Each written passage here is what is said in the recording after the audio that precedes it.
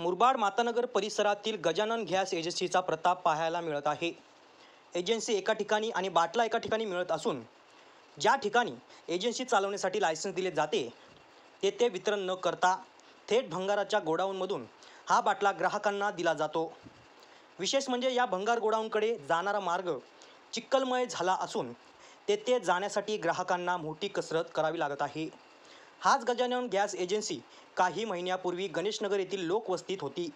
त्याला नागरिकांनी विरोध दर्शविला होता। मात्र याच एजन्सी चालक मालकाने शक्कल लढवून मातानगर येथील रस्त्यालगत लोकवस्तीत आपली एजन्सी पुन्हा चालू केली व थेट भंगाराच्या गोडाऊनमध्येच नागरिकांना लागणारे गॅस बाटला वितरण चालू केले असून त्याकडे मात्र संबंधित विभागाचे दुर्लक्ष झाल्याचे चित्र दिसत आहे।